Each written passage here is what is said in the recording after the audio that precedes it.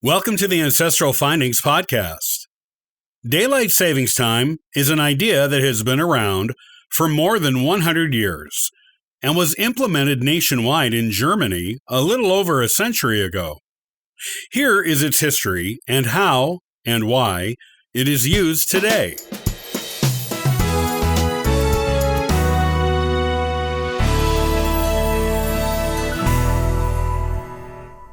It is interesting to take a look at the history of daylight savings time and why we get an extra hour of daylight in the evenings for part of the year.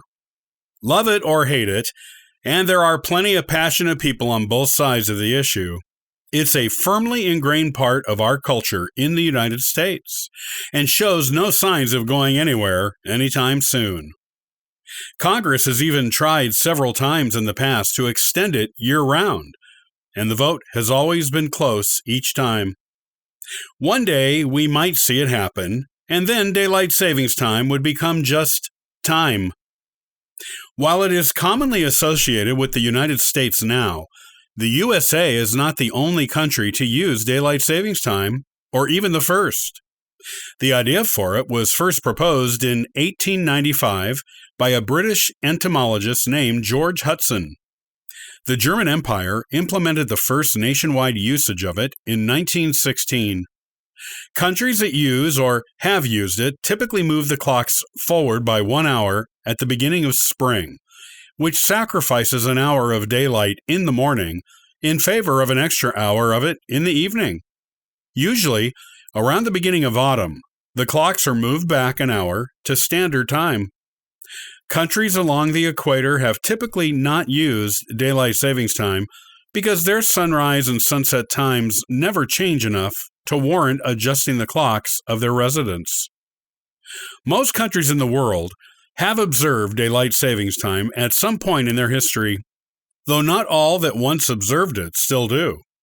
And equatorial nations in South America, as well as most of Africa and Southeast Asia, have never used it. Daylight savings time has been observed to be most appropriate to industrialized societies, where people work on a fixed schedule, as opposed to agrarian societies, where people work based on the sun's cycle throughout the year. By providing an extra hour of daylight in the evenings, people in industrialized countries can enjoy more outdoor after-work recreation, whereas, without daylight savings time, they would have to spend most of their time indoors after coming home from work or school. Other people who support daylight savings time argue that it increases energy savings by allowing people to wait until later in the evening to turn on lamps and other lights. However, studies into whether these energy savings really occurs have proved inconclusive. During most of human history, the keeping of time was not precise or standardized, because there was no need. And ancient people, such as the Egyptians and the Romans, did their own adjusting of time according to the seasons, using different implements. With Roman water clocks, for example, each month had its own scale for keeping time, with the third hour after sunrise lasting 44 of our modern minutes at the winter solstice, and 75 at the summer solstice.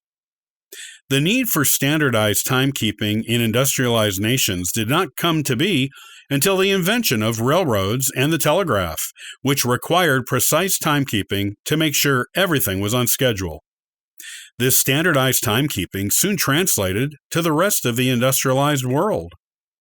Though the German Empire was the first to use daylight savings time nationally, the town of Orillia in Ontario, Canada, was the first to experiment with it, using it from 1911 to 1912. When the German Empire adopted it, it was to conserve the use of coal during World War I. Britain, other Allied European countries, and European neutral countries followed suit soon after.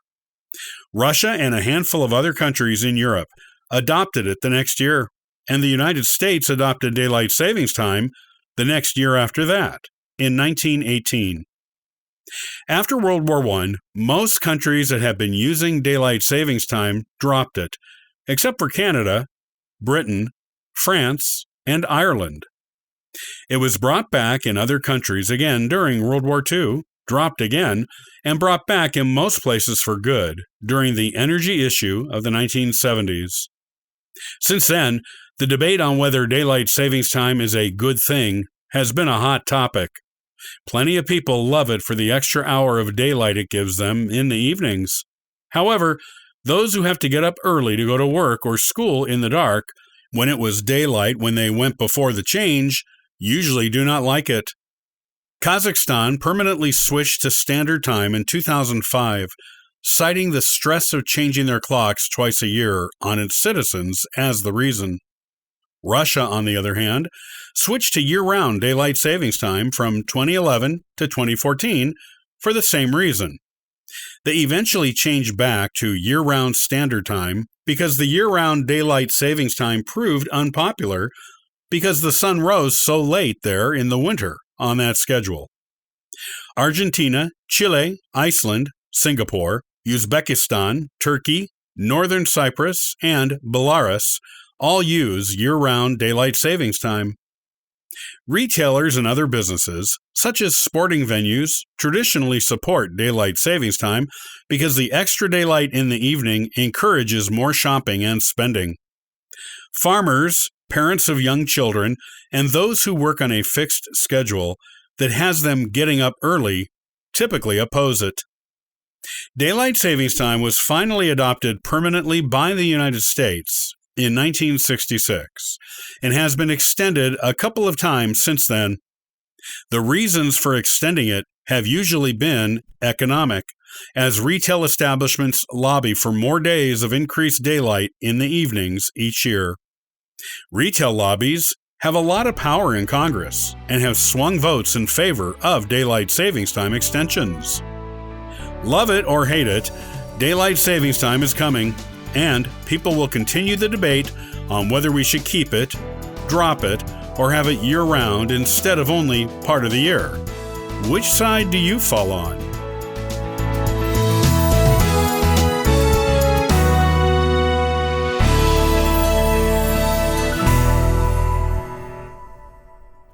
Thanks for listening to the Ancestral Findings podcast. Looking for additional free genealogy resources? Visit ancestralfindings.com for more helpful information. Happy searching!